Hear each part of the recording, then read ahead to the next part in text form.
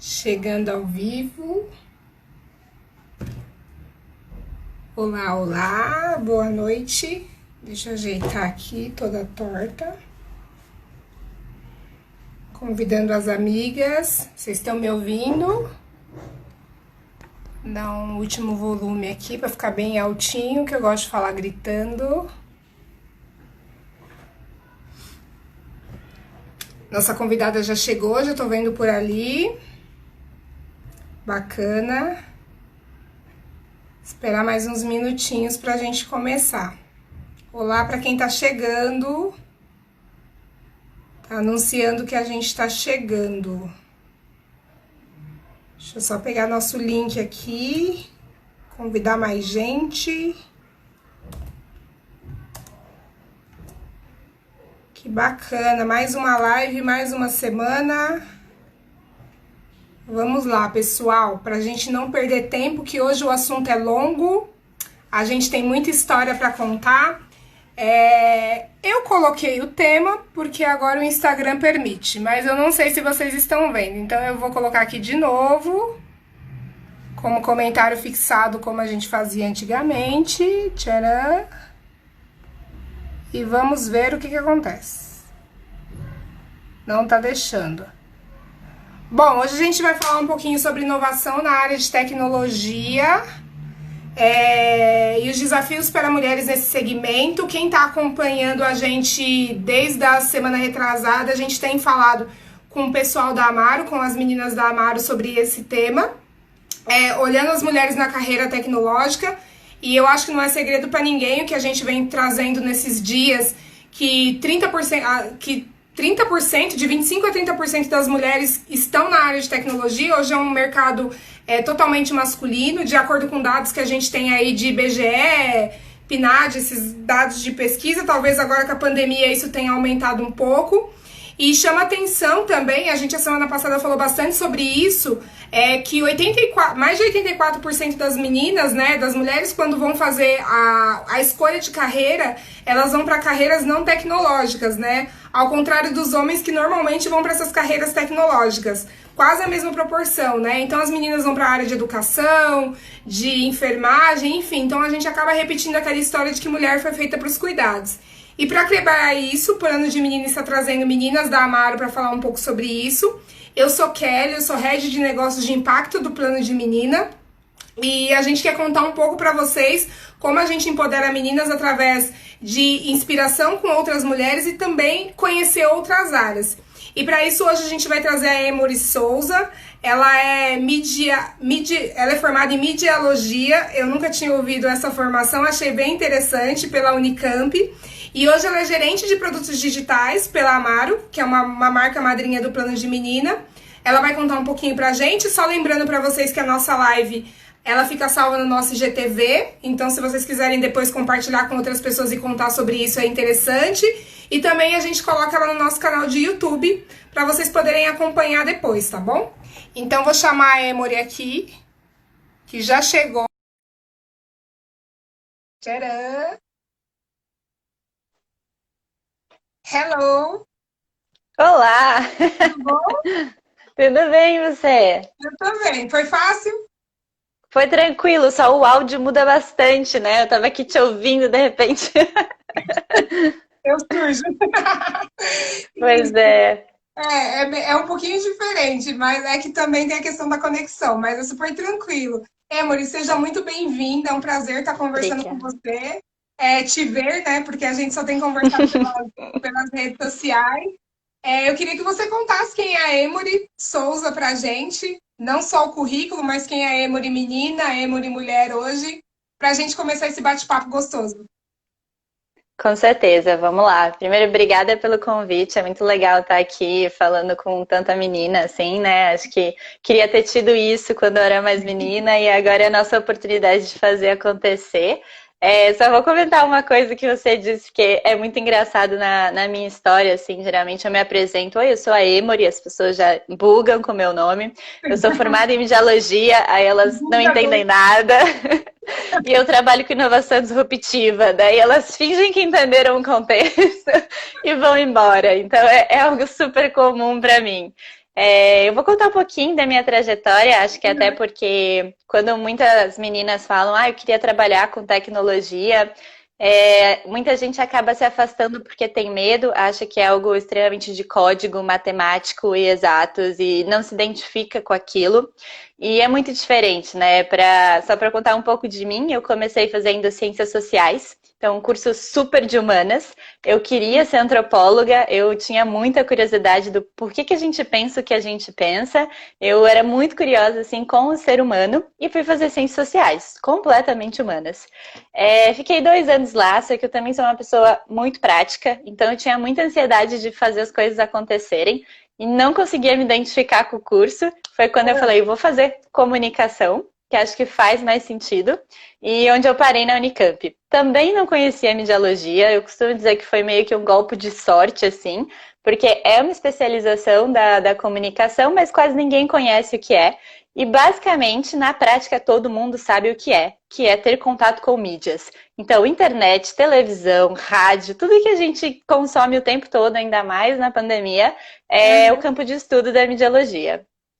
E eu acho que foi um golpe de sorte, porque na mídia naquela época a gente acabou tendo programação, a gente falava de cyberativismo, a gente olhava para artes num viés tecnológico. E foi quando eu tive contato de fato com a tecnologia, porque eu também não me identificava, apesar de com 14 anos ficar na época da internet de escada, madrugadas, mexendo em HTML, fazendo layouts e criando blogs, não era algo que eu me via como inserida, né?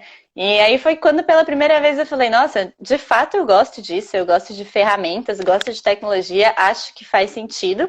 E mesmo no Unicamp eu tinha esse viés de querer ser prática, e acho que muita gente quando está na faculdade vai para essa linha de participar de centro acadêmico, você acaba encontrando alguma forma de criar sua comunidade. E a minha forma na época foi me juntar a um grupo de pessoas que olhavam para startups. Eu não fazia ideia o que era uma startup, isso faz muito tempo atrás, 2012. Para mim era tudo microempresa, era mais ou menos isso. Foi quando as pessoas começaram a me explicar. Empresa júnior total. E aí tive esse contato, fiquei super apaixonada pelo mundo de inovação e falei, o que eu preciso fazer para entrar nisso? E fui fazer uma especialização em cool hunting, né? E aí a outra palavra que as pessoas ficam, o que é isso? Basicamente, a busca por modas em tendências, né? Tentar prever o que vai estourar muito perto ou muito longe, né? Aí você decide sua linha, né, de tempo. Mas é basicamente uma busca por tentar pegar pequenas dicas que os seres humanos vão dando para a gente tentar prever o que vai acontecer logo menos, né? Eu fiquei super apaixonada por isso. Mas, né, eu tinha ali um diploma de humanas e aí foi minha primeira grande barreira, assim, de como é que eu entro para trabalhar com isso, né? Como é que eu começo nesse mundo? E aí acabei entrando, depois de muita vontade, no Luiza Labs, que é o laboratório de inovação e tecnologia do Magalu, né? Acho que ele ganhou muito destaque na mídia, tem até por conta da Luísa Helena, ela também tem muitas iniciativas de levarem as mulheres para a tecnologia, e eu acabei caindo nisso. E lá a gente fundou o time de pesquisa e desenvolvimento, né? O que era o time de pesquisa e desenvolvimento? Basicamente, nosso objetivo era fazer acontecer uma inovação disruptiva no varejo. Era um super desafio. Eu trabalhei desde blockchain, IoT, realidade aumentada, todas essas palavras esquisitas a gente trabalhava lá. Mas, essencialmente, a gente trabalhava com inteligência artificial e foi quando, de fato, eu me vi numa carreira tecnológica. Passei 3 anos lá. E aí resolvi migrar para a Amaro. Entrando na Amaro hoje, eu cuido de um time de back-end. Basicamente, esse time está construindo uma plataforma de e-commerce. E por que eu conto tudo isso, tá?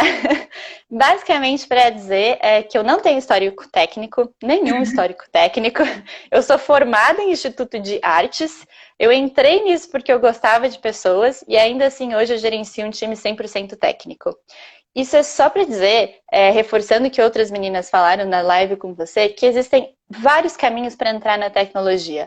Desde o design, então para quem gosta muito de artes ou da experiência e pode entrar pelo design num time desses, até qualquer outra formação. Eu trabalhei com gerentes de produto que eram formados em biologia, nutrição, educação física. É muito um espaço para a gente falar de produtos que são construídos para pessoas, e, portanto, são feitos por pessoas. Então, se você tem algum, vocês meninas têm algum interesse por essa área, se vocês têm este interesse, mas acha que não é para vocês, porque tem medo de que é 100% código, eu sou uma prova viva para te dizer que não é, e convivo diariamente com outras provas vivas dizendo que não é. Então, tem espaço para todo mundo. É muito interessante você falar dessa questão mais humana da tecnologia, né? Porque a gente tem essa visão de, até conversei com as meninas da semana passada, de que as pessoas que estão na área de TI são pessoas que só ficam na frente do computador, não interagem com outras pessoas e estão muito felizes no home office porque não tem ninguém para falar com elas. Então a gente tem muito isso, né? De imaginar que a área de tecnologia é muito eu, né? Não tá com outras pessoas. E quando você fala, a gente percebe que você tem todo um carisma, e vindo de humanas, de ciências humanas, sociais, enfim, é que a minha área de humanas, a gente sabe que a gente gosta de gente, de estudar gente, Exatamente. de falar com gente, então é muito interessante essa sua migração de carreira, né? De chegar até onde você está hoje. E aí eu queria que você contasse um pouquinho, Emory, que eu achei esse nome maravilhoso também. Acho que eu nunca tinha ouvido esse nome. Realmente é um nome diferente, né? É bem diferente. Mas essa questão do que é o conceito de inovação, né? Porque todo mundo fala em inovação, que tudo está se inovando, a gente ouve essa palavra todo o tempo. Na moda, na tecnologia, enfim, em todas as áreas que você está, eu queria que você trouxesse para a gente um pouco o que é isso para você no seu dia a dia, se você tem que pesquisar isso 24 horas para inovar as coisas, como que funciona isso? Claro, inovação por si só é cheio de polêmicas, né? A gente tem diferentes teorias e nomenclaturas para dizer o que é inovação. Eu tenho uma própria, assim, para mim, que é super simples, que para mim nada mais é do que explorar novas ideias com sucesso. Então, inovar é explorar alguma ideia que você teve que deu certo. Significa que toda inovação tem que dar certo? Não. Muito do processo criativo dá errado, e é para dar errado, porque é quando, na verdade, te alavanca para você encontrar o caminho de algo que vai dar certo. Mas quando a gente fala de mercado, assim, eu costumo definir como exploração de novas ideias com sucesso. E dentro da inovação, né, entrando mais um pouco no tema especificamente de hoje, tem várias outras classificações. Então, a gente fala de inovação em serviço, por exemplo, que foi o Netflix, com uma assinatura mensal de um streaming. A gente tem inovação de produto. Então, quando adicionam alguma funcionalidade nova em alguma coisa que você gostava muito, essa é uma inovação de produto. Por exemplo, o WhatsApp, quando incluiu os áudios, foi uma inovação do produto. A gente tem inovação de processo, então muitas empresas falam de transformação digital, elas estavam acostumadas a fazer de um jeito e começam a fazer de outro, isso também é um tipo de inovação. A gente tem o que a gente chama de inovação aberta e inovação fechada, que também está super na moda, porque faz muito sentido com a geração Z. O que é inovação aberta, né? Inovação aberta é quando ela não está restrita só à tua empresa, ela é feita por outras pessoas, outras organizações. Contrapondo à inovação fechada, que é aquela salinha escura, confidencial, dentro de um escritório que ninguém sabe o que está acontecendo e você não pode passar para o concorrente, você acha que dali vai sair a melhor ideia. Pode até acontecer, mas a gente tem visto que a inovação aberta, né, colaborativa, faz muito mais sentido para o mundo que a gente está vivendo hoje. E a gente tem a inovação que eu citei, né, a disruptiva, e a inovação incremental. Tem várias outras, estou citando as mais famosas aqui, mas a inovação incremental nada mais é do que uma melhoria constante, então você vai fazendo pequenas melhorias no seu serviço, no seu produto, ela não tem uma grande quebra, assim, as pessoas não ficam muito chocadas, muitas vezes elas nem percebem que teve aquela mudança, mas que acaba impactando bastante no comportamento, na empresa e etc. Já a inovação disruptiva é uma coisa que muda completamente a dinâmica do jogo, assim, então por exemplo, o Uber entrar para brigar por mobilidade, e ninguém, de repente, todo mundo usa Uber, ninguém usava táxi, as pessoas estão pensando em não ter mais carro, ou falar de assinatura de carro. Quando algo muda completamente a dinâmica social, a gente está falando de disrupção. Assim como foi a internet, e é mais raro a gente falar de inovação disruptiva, mas ela é frequente, ela acontece o tempo todo. Então, são várias formas de a gente falar sobre inovação, são essas classificações e tem teoria para todas elas. Acho que a última polêmica, assim, que também sempre acontece quando a gente fala de inovação, é inovar por inovar ou inovar com propósito, né? Então, o que que significa isso? Você partir do problema e buscar uma solução, ou você partir de uma solução e depois ver se aplica em algum problema. Isso é muito polêmico. A gente vê pessoas indo em feiras criativas e de inovação tecnológica e falando, eu fui lá e tinha um braço robótico que apertava um botão do micro-ondas para você e trazia sua comida. O micro-ondas já existe, o robô já existe, alguém trazer sua comida já existe, por que estão chamando isso de inovação? E até a gente ter a inovação com um propósito que é, por exemplo, a gente está sequenciando o nosso genoma e isso vai mudar completamente. E aí a gente tem um propósito que é para poder mapear doenças, então a gente está investindo dinheiro em algo que tem um problema real. Eu sou das pessoas que acho que as duas são incrivelmente válidas por motivos muito simples.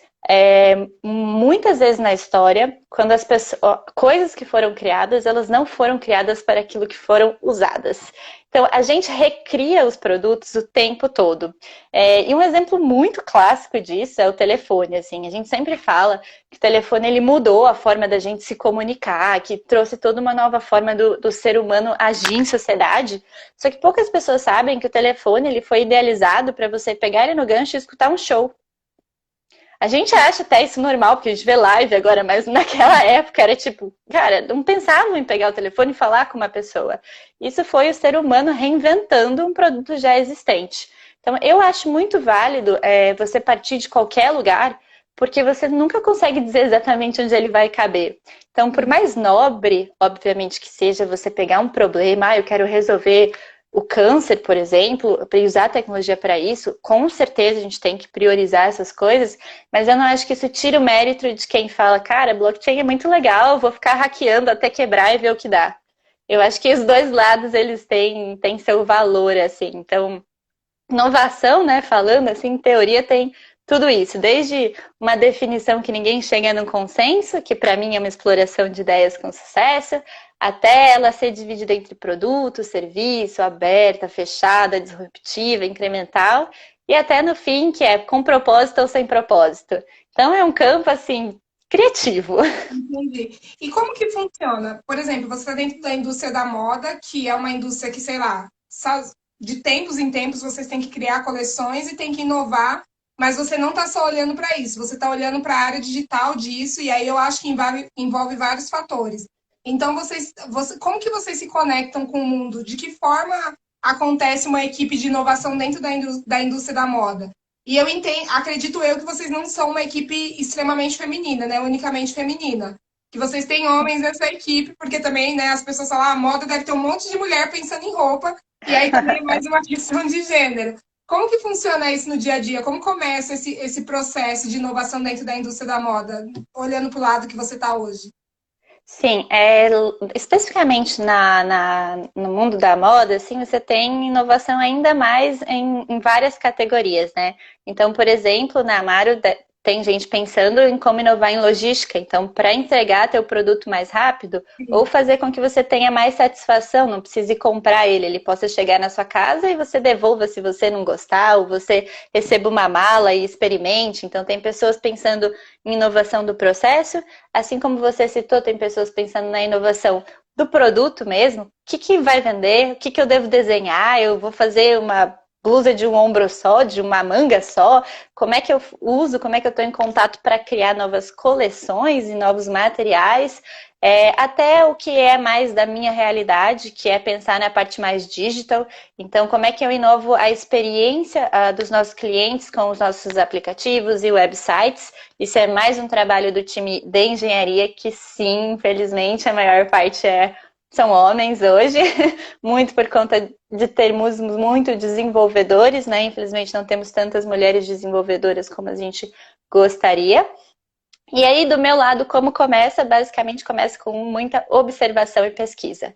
Então, você observa primeiro o comportamento do seu usuário no aplicativo. Então, daqui ele vai para onde? Se ele clica aqui, ele vai para aquele lugar. E se eu trocar esse botão de posição, ele se comporta igual? Ele procura aquele botão que ele ia ou ele muda o comportamento dele?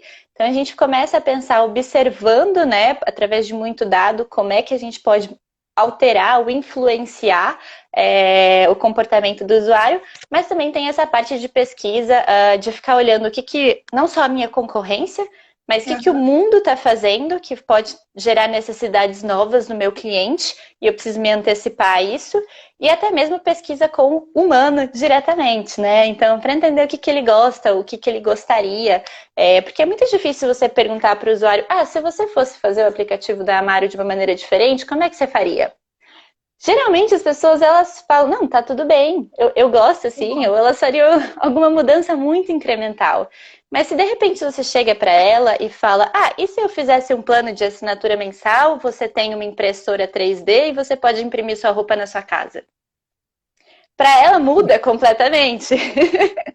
Então, assim, a gente tem todas essas vertentes para poder inovar. Aí a gente tem que, às vezes, botar um pouco o pé no chão de falar, eu tenho braço para criar essa inovação, eu tenho orçamento para criar essa inovação, eu tenho tempo para fazer essa inovação, e muitas vezes é isso que vai direcionar se você vai para uma inovação mais disruptiva, mais vida louca, todo mundo imprimindo sua roupa na sua própria casa, ou se você vai fazer um negócio mais devagar e ver se ela aceitaria, se ela acharia legal, começar, por exemplo, imprimindo o nome dela na roupa. Então, ainda é uma personalização, mas é uma personalização mais leve, mais fácil de implementar. E isso vai te dando as diretrizes para que você possa falar onde é que vale a pena investir em inovação, onde é que a empresa quer investir em inovação. Então, no dia a dia, na prática, é muito observar teu cliente se comportando com o que já existe, olhar o que o mercado está fazendo e ficar observando o que as pessoas estão fazendo, né? Então, observar as pessoas em todos os mercados, né? A gente fala, por exemplo, do mundo gamer, que está crescendo, e aí o entretenimento dentro de casa tende a crescer num momento de pandemia, essencialmente. Será que a gente não deveria estar fazendo coleções para personagens? Não sabemos. Ou então para pessoas reais mesmo, já que as pessoas não vão poder sair de casa, mas elas querem fotografar um look novo. Será que eu não deveria vender essa roupa só no digital, não física? Então, assim, tem muita coisa que o dia a dia da inovação é basicamente observação. Basicamente esse. Eu acho que tem a ver com a pergunta que chegou. A Juliana mandou uma pergunta: como acompanhar as mudanças digitais que acontecem todo o tempo? Eu acho que é meio que você acabou de nos falar, né? É o tempo todo ligado em todas as inovações que estão acontecendo. Então, a impressão que eu tenho de você falando é que a mente não para, né? E você fica tentando se conectar com todas as coisas e com todas as possibilidades, né? Um pouco isso. O tempo todo. É muito difícil, assim. Realmente a gente também tem que ter a consciência de falar, não vou conseguir acompanhar tudo. Não tem como, a gente muitas vezes vai perder, né? Existe essa frustração de, nossa, como que eu não vi isso acontecendo? De repente explodiu, todo mundo usa e eu não vi.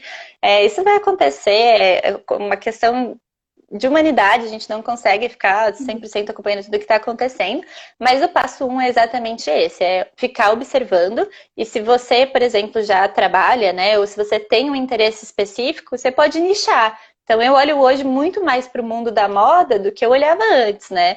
Porque eu tive que abrir mão de olhar para vários outros mundos. Então hoje eu foco muito mais no mundo da moda, mas eu também não posso olhar só o mundo da moda, né? Porque ele se relaciona com outros mundos.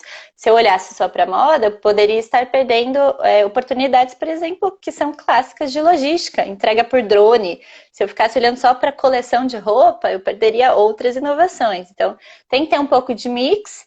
Mas o básico é escolhe o que você gosta e foca nisso. E várias fontes que são do seu dia a dia. Instagram é uma super fonte de pesquisa de comportamento humano.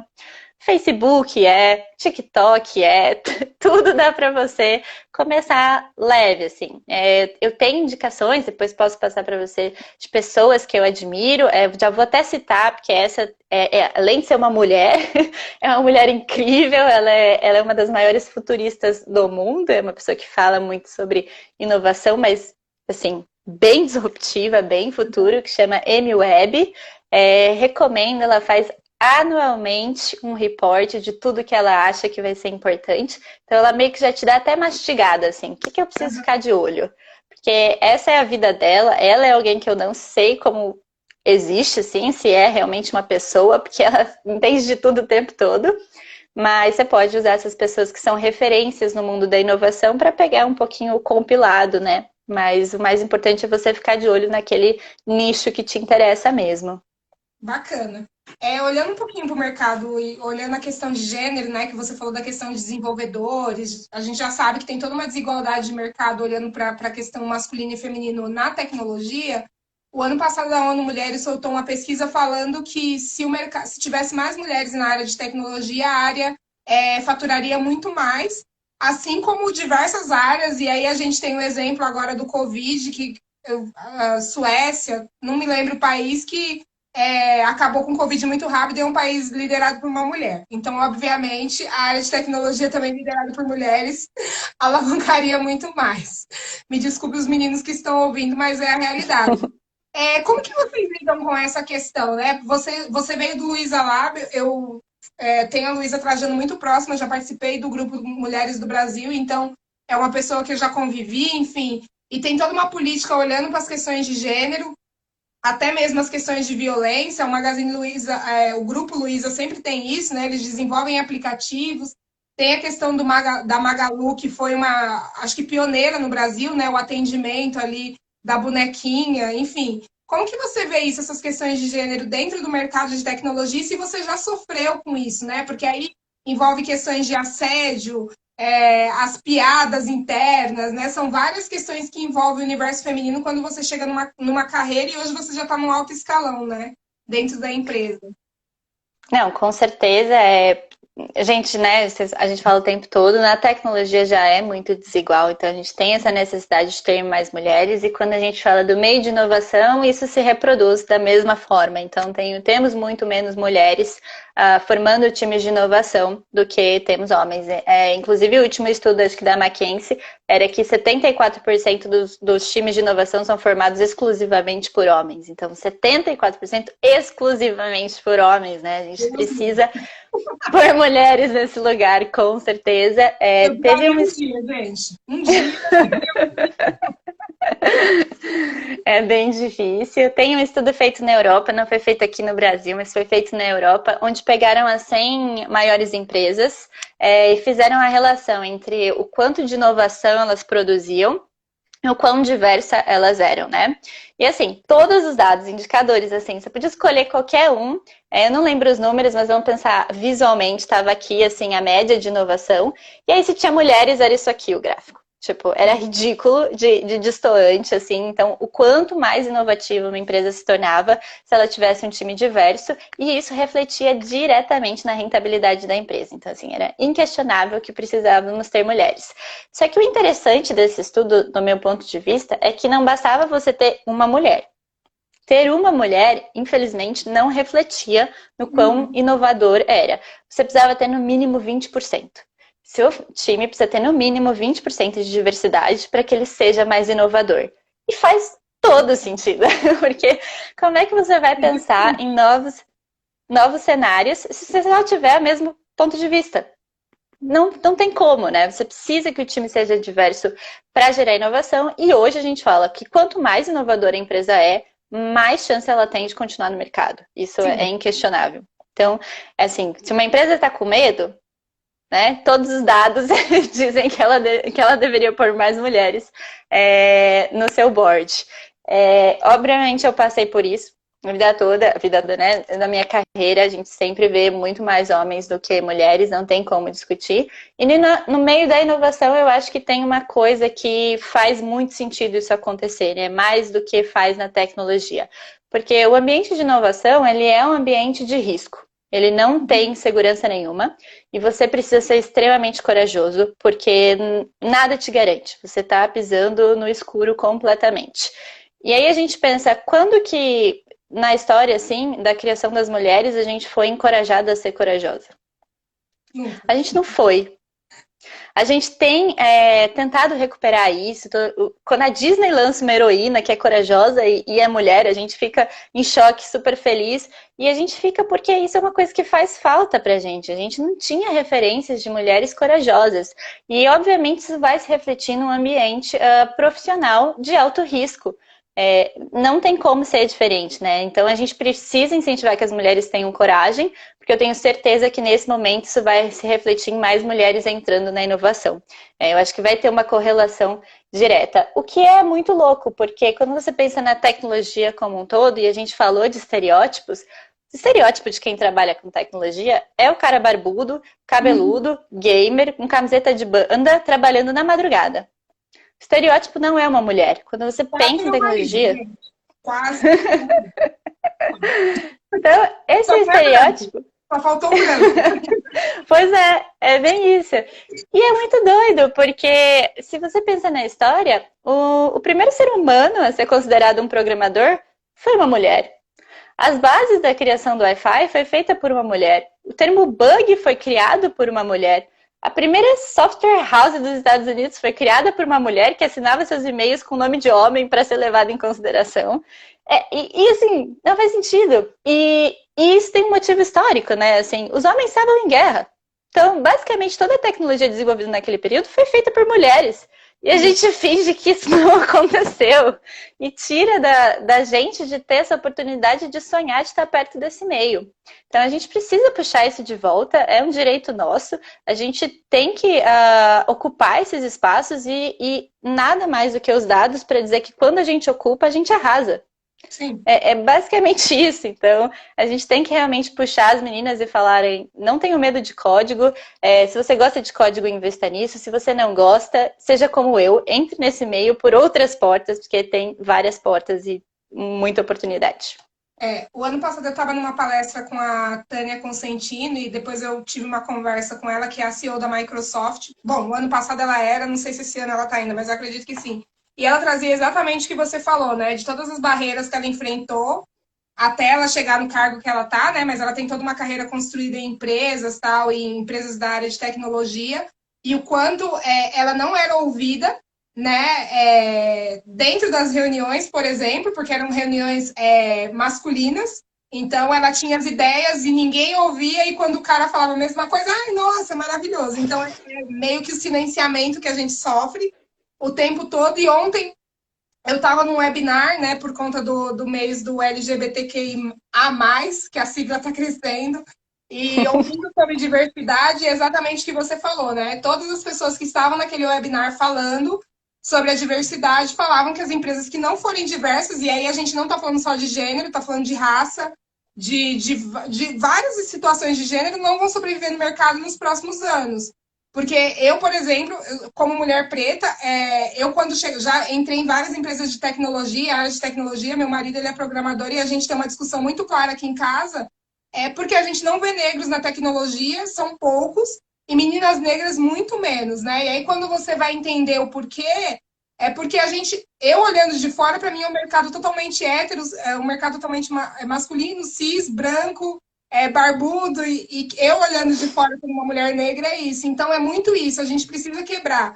E quando a gente vê mulheres falando, a gente fala, opa, pera lá, eu também consigo, né? Então a ideia disso tudo, dessas conversas, é que as meninas possam ficar gravado e estarem vendo agora que sim, você pode, que sim, tem mulheres que estão lá, já estão lá, né? Já eu falo que a gente chega quando tudo era mato, e agora a gente está abrindo caminho para virem outras e continuarem, mas isso é muito interessante, né? E não ter medo, né? Bom, eu não estou sendo ouvida, dane-se, vou continuar falando, porque esse é meu lugar de fala e acabou. E é muito isso. Mas bacana, é muito interessante ouvir isso. E pensando no Covid, né? Eu acho que a humanidade, pelo menos eu, né? A humanidade e eu doida por uma vacina, hashtag solta vacina.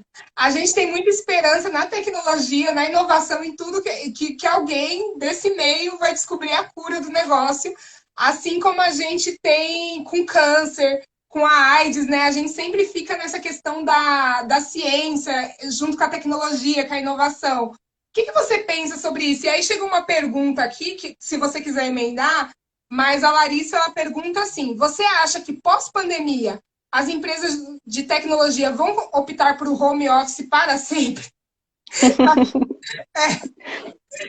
Não sei se é uma pergunta ou um desejo, né? Não sei, mas é que eu acho que para a tecnologia, home office ou full time, né, na empresa não faz tanta diferença. Mas acho que são duas coisas, né? Olhando o momento de agora, o que você vê, assim, como a tecnologia pode contribuir para a questão agora que a gente tem vivido nesses 100 e poucos dias? Não, com certeza, vamos lá. É muito engraçado porque eu nunca vi o futuro sendo tão massivamente discutido como nessa pandemia, né? Todo mundo fala, cara, o que vai ser do futuro? Como vai ser o futuro? O que que é o novo normal? E esse comportamento de querer discutir o futuro, na verdade, é bem comum quando a gente tem alta tensão na história, porque falar do futuro nada mais é do que uma forma de você fugir do presente. Então, ninguém está lidando com o presente, mas está pensando no futuro. E aí, isso escancara exatamente quando a gente fala, será que a tecnologia vai resolver nosso problema? Mas e aí a gente cai naquela questão da inovação com propósito. A gente está colocando tecnologia para resolver os principais problemas, como fome, pobreza, doença? Se a gente não estiver fazendo isso hoje, ela não vai fazer amanhã. É simples assim a correlação. E é completamente normal que a gente fique tentando recriar a realidade futura sem fazer nada no presente. Só que eu acho que o Covid está nos dando a oportunidade de a gente realmente repensar e mudar esse comportamento. Se a gente quer que as coisas aconteçam diferentes no futuro, a gente precisa começar a investir em resolução de problema hoje. Existe um termo na inovação que é cisne negro. A gente usa esse termo para quando algo acontece que a gente não teve a capacidade de prever, ou algo que só pode ser descrito quando a gente olha para trás. Então, depois que ele aconteceu, a gente vai conseguir entender ele. E é isso que a gente fala do Covid, que ele foi um cisne negro. Apesar de que a gente já fala há quase 2 anos sobre a iminência e a chance de acontecer doenças de bactérias ou vírus que causassem uma transformação no mundo. Isso já vem sido dito por todos os futuristas há 2 anos. E hoje a gente está vivendo isso. Assim como a gente sabe que logo menos a gente vai ter uma crise hídrica, porque a gente não tratou bem os nossos recursos. Todo mundo sabe que tem mais plástico do que peixe no oceano, mas ninguém está trabalhando com isso. Então, é mais ou menos o que aconteceu com o Covid, e eu acho que a gente precisa ter essa autoconsciência de saber que daqui para frente é cada vez pior, e a tecnologia, sim, tem o potencial de super ajudar a gente, seja dando escala para uma vacina, seja criando, não sei se vocês já ouviram falar de micro-robôs que você coloca no seu sistema sanguíneo para que ele possa combater doenças. Ela tem um alto potencial. A inovação, ela tem esse mix de medo, muitas coisas estranhas, mas tem um alto potencial, de fato, de resolver nossos problemas, desde que a gente comece a trabalhar neles antes de eles explodirem, né? Certo. Então, eu acho que sim, a tecnologia pode resolver muitos dos nossos problemas, desde que a gente concentre os esforços dela no local correto. E isso demanda uma mudança extremamente forte na sociedade. Não é só falar, a partir de amanhã a tecnologia vai investir em resolver problemas reais. A gente significa que isso precisa de muito investimento, que talvez empresas precisem parar de falar um pouco de consumo, e isso impacte no lucro de gente muito grande. Então, existe uma complexidade, de fato, de fazer isso acontecer, mas eu acho que existe uma alta oportunidade de fazer isso acontecer. E aí, quando a gente fala de trabalho remoto, que foi a pergunta... Muita ansiedade. Eu acho que um dos benefícios do Covid foi forçar a adoção de algumas tecnologias que tendem a nos trazer alguns benefícios. Se o trabalho remoto é bom ou não é outra questão, mas assim, não tem como é indiscutível que o Covid ele forçou a gente a fazer uma adoção a algumas coisas, seja o trabalho remoto, seja a compra online. Então, muitas pessoas mudaram seu comportamento com a tecnologia porque fomos forçados. Eu adoraria que o trabalho remoto fosse prolongado por mais tempo. Acho que isso traz um pouco mais de flexibilidade de como a gente quer viver, onde a gente quer viver. Não teríamos que ter tanta concentração de renda em São Paulo. Isso poderia ajudar um pouco na distribuição e até resolução de outros problemas sociais. Então, adoraria que isso acontecesse.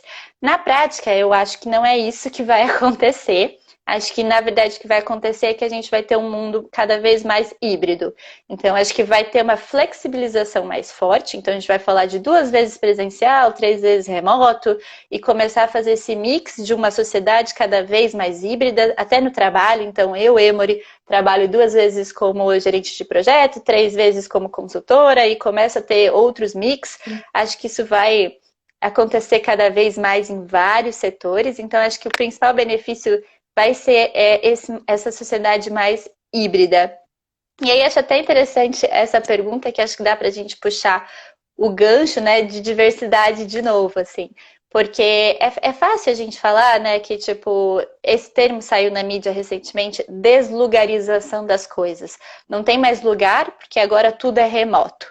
É fácil a gente ver isso da nossa ótica, porque isso de fato pode acontecer para mim, mas se você pega aí uma família média de 2 adultos e 2 crianças, 2 adultos que trabalham integralmente e 2 crianças que estudam, e a gente tem um computador dentro de casa, como é que a gente vai falar de fato de deslugarização? Na verdade, Sim. a gente está se iludindo. A gente está falando de precarização da educação, porque essas crianças não vão conseguir estudar como elas deveriam. Talvez esses 2 adultos não trabalhem como tanto que eles gostariam. E aí a gente pensa em papel de gênero. Talvez seja até um retrocesso para a mulher, porque talvez ela trabalhe menos e aí ela perca a chance de assumir cargos de liderança porque ela não pôde ficar tão focada quanto ela ficaria num escritório.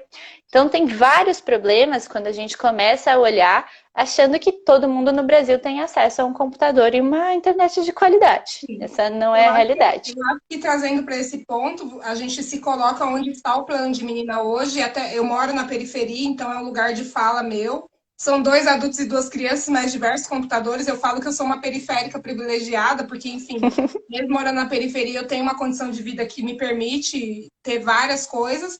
Mas dentro do plano de menina, a gente está fazendo um levantamento para um curso e a gente aí dentro do universo de 25 meninas, 20 meninas, a gente tem 5 que não tem computador em casa. E você ter um computador não significa que você tem uma internet. Então a gente tem visto aí as questões de estudo, as pessoas usam a internet por colocar crédito, né, no celular. E se não Uhum. consegue acessar o governo. Então, essas meninas que esse ano talvez fossem tentar uma Unicamp, uma USP, enfim, né? Esse ano seria o ano de realização de sonhos, vai ser adiado. Porque esse ano ela não vai conseguir concluir o ensino médio, não vai conseguir concluir o Enem, fora as questões emocionais e psicológicas que já foram abaladas desde o início da pandemia. Então, são vários fatores que envolvem isso, né? Então, eu sempre falo que eu me sinto num lugar de privilégio por estar em home office com a minha família, trancada há mais de 100 dias, né? Que não é o Uhum. que acontece com quase 100% de quem eu conheço, que todo dia precisa sair, pegar trem, né? Enfim, tudo isso. Então, a gente também precisa entender como que vai ficar esse novo normal que as pessoas tanto falam, né? Porque a gente vê que o É. Covid está matando, tem cor, raça e CEP. Né? Eu mesmo conheço mais de, sei lá, 10 pessoas que morreram por Covid. Tem amigas minhas que não conhecem ninguém, mas elas moram na Zona Sul. Então a gente vê que, né, a gente sabe onde as pessoas estão morrendo. E aí, pensando, enfim, em futuro, Emory, que daqui a pouco a gente já está aí caminhando para o final, eu queria saber o que você acha que a gente tem que ficar de olho de mais inovador que vai vir acontecendo aí, né? De futurologia, né? De futurismo que você falou, que é uma coisa que a gente ouve muito falar, né? Agora várias pessoas vêm falando sobre isso e é interessante você ter trago isso para a gente, que é uma coisa que eu não me atento muito, mas, bom, depois que você falou que o Covid já está sendo anunciado há 2 anos, eu vou começar a me atentar. Pois é, a gente não sabia que ia ser o Covid, mas já Sim. era previsível que seria um vírus aí, e falamos de bactérias também, então Uhum. é o mundo meio, Ah, né, fica a assim, dica. temos que prestar atenção. Acho que tem muita inovação que dá para ficar de olho, acho que tem várias muito clássicas. Cada vez mais a gente tem visto a popularização, né? É óbvio que em bolhas da Smart Things, né? Coisas inteligentes. Então, a sua geladeira que se comunica com o seu forno, que se comunica com o seu micro-ondas, que se comunica com o seu celular, que se comunica com o seu ar-condicionado, que se comunica com a sua TV. E você não se comunica com nada, você chega, senta e tá tudo pronto. Então a gente tem visto isso cada vez mais ganhando tração e ganhando tração em coisas pequenas. Então a gente começa a falar também de tênis inteligentes. Então, quando eu vou correr, não preciso mais ter um relógio, não preciso ter mais nada, porque o meu tênis vai me dizer como foi a minha performance e ainda vai dizer se eu tô pisando torto. Então a gente tem visto uma popularização desse tipo nessa linha.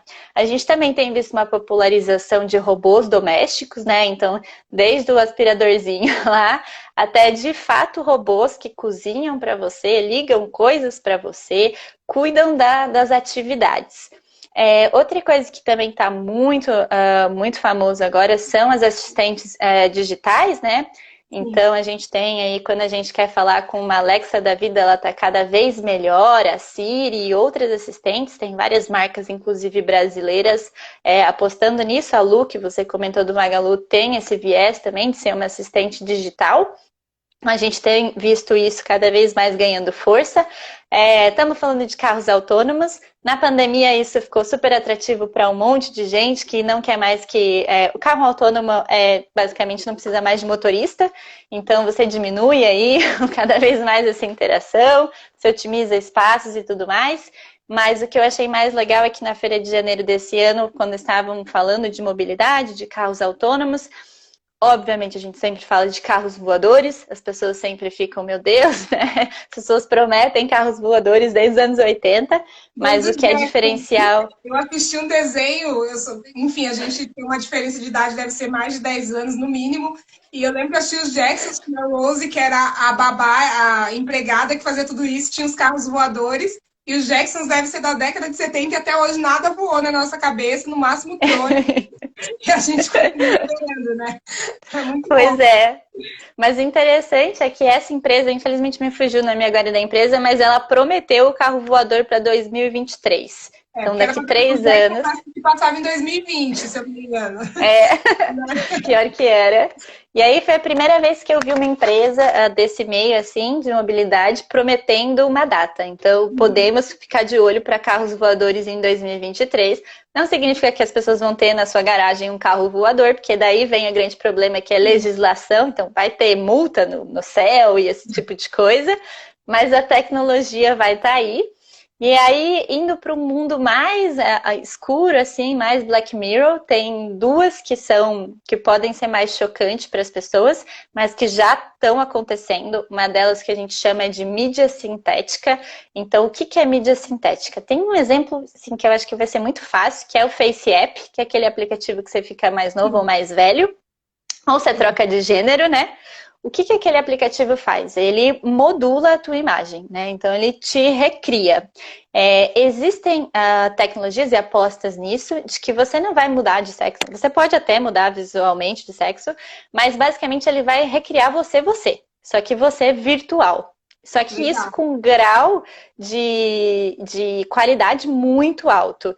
E não só a sua imagem, como se você tivesse um avatar que consegue se mexer em tempo real e tudo mais, mas a sua voz vai ser sintetizada também. Então, sabe quando você vai no Google Translate e aí você coloca uma tradução e aquela moça fala, antigamente era um robô, uma coisa extremamente esquisita, deram uma melhorada e tal, você vai poder pôr aquilo com a tua voz. Então, se você estiver falando com alguém de fora e quiser mandar um texto, você consegue traduzir e mandar no teu tom de voz para essa pessoa.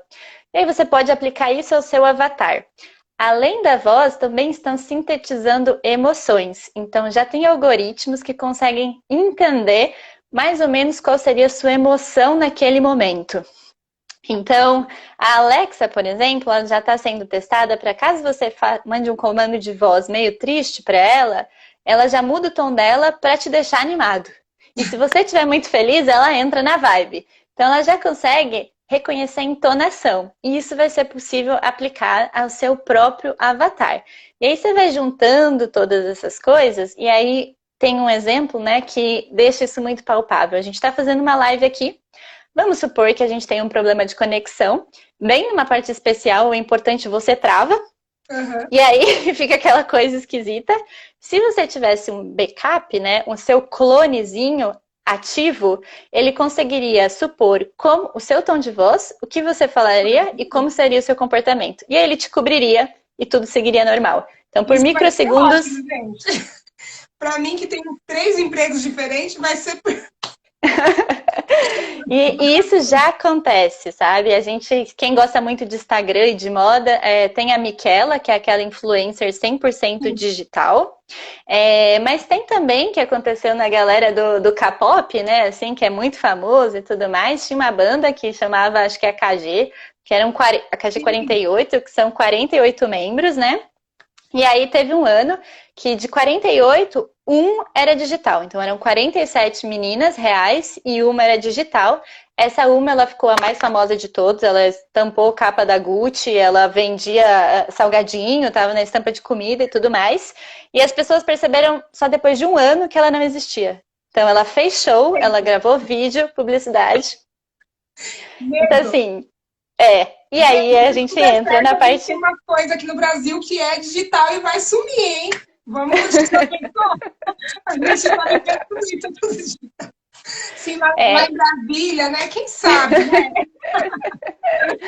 mas o problema dessa tecnologia é exatamente fake news. Então, alguém consegue reproduzir. E aí a gente entra num problema ético, mas existe uma forte aposta nisso e já não é aposta. Porque se a gente tem exemplos de Michela, de banda, de todo mundo, já tá rolando. Talvez você nem seja humana e eu tô aqui supondo essa realidade. E é assim que tá acontecendo no mundo. Então, Gente, que são algumas delícia. coisas. O futuro. Eu, Maria, adorei conversar com você. Acho que, enfim, eu estava super ansiosa, porque inovação e futuro são assuntos que me chamam muita atenção. E eu queria que você deixasse indicações, assim como as meninas, a gente postou de curso, de site, de coisa que você. A gente ainda tem uns 5 minutinhos de coisas que você indica para as nossas meninas aí, para que elas sigam e ingressem nesse mundo. Enfim, a gente sempre está na torcida para que mais mulheres assumam e virem essa chave, pelo menos que fique um mercado igualitário. Com certeza. Acho que assim, tem duas. Infelizmente, não tenho muitas referências brasileiras assim para citar, mas tem duas mulheres americanas, que é a Amy Webb, que eu já citei, e a Mary Meeker, que elas estudam especificamente. A Amy Webb é futurismo e a Amy é mais internet, mas isso te ajuda a entender muita tendência, então eu recomendo muito acompanhar as redes sociais delas e tudo mais. No Brasil tem uma empresa que chama White Rabbits, que faz relatórios constantes, são de duas mulheres também, sobre inovação, e aí é mais tranquilo, você tem mais acesso ao conteúdo, porque tá tudo em português, elas são super acessíveis no Instagram também, se alguma menina quiser bater um papo, tenho certeza que elas respondem. Tem a Box 1284, que é super famosa, mas que também faz vídeos no YouTube, resumos de tendências comportamentais, então dá para acompanhar também por ali. De curso, no Brasil, a gente tem na Aerolito um curso que chama Friends of Tomorrow, então Amigos do Amanhã, que é uma grande referência de futurismo. Acho que é um dos poucos cursos que existem no Brasil que olham exatamente para futuro. Aí, curso de inovação tem vários, assim, mas de futuro acho que é uma das únicas no Brasil. E acho que é mais isso, assim. Aí o resto é você olhar o nicho que você quer, né? Então, eu gosto desse assunto. Procura startup, procura empresa, procura todo mundo nessa linha e segue eles, porque o conteúdo é bem dinâmico, assim. Bacana. A Suzana falou que o Forte é maravilhoso. Já marquei aqui também. É o Friends of Tomorrow. Tá. Então, o dia inteiro, ó, mó trampo. Obrigada, Suzana. Maravilhoso. E adorei conversar com você. A semana que vem a gente tem a Carol encerrando essa jornada, falando sobre hackear sistemas, sobre mulheres negras na tecnologia. Espero que a gente se encontre depois da pandemia. Eu já combinei com as meninas da semana passada, com a Isa e com a Lud, que eu vou encher de meninas da Amaro aí. Essa semana a gente teve uma nova contratada da Amaro, que até postou um vídeo a semana passada. A Lucy vai começar com vocês e a gente ficou muito feliz. Não é na área do. Ah, meu marido tá comentando alguma coisa aí. K-Night e Exterminador do Futuro. Não sei o que é. São os filmes. A filmes tem vários. Olha, tem que assistir Her. Vocês têm que assistir Her. Her é um muito legal. E Estrelas Além do Tempo. É um que conta a história de mulheres desenvolvedoras, mulheres negras desenvolvedoras. Eu tenho até aqui em casa. E a gente tá levando a Maretes aí, a gente brinca disso. Então, eu espero que a gente tenha, que vocês convençam elas também a integrar os times de tecnologia, né? Junto com a Lud, com a Isa, com a Constança, que passaram por aqui, com você e com a Carol que vem. E para a gente tem sido um prazer estar com vocês nesses dias. E muito obrigado. Espero que a gente saia dessa pandemia todas com saúde e que a gente possa se falar mais vezes por aí, em outras lives da vida e pessoalmente. Com certeza foi um prazer, eu agradeço. Conta comigo, antes da pandemia, pós da pandemia, durante a pandemia, estamos aí para trocar figurinha. Vai ser um prazer receber as meninas quando vocês forem lá, vamos trocar mais bate-papo. Bacana, muito obrigada e se cuida aí, tá bom? Você também. Beijo, a Lud Beijo. tá aí, beijo, a Constança passou. Beijo, meninas, tchau. Tchau. Só fechar aqui. Opa.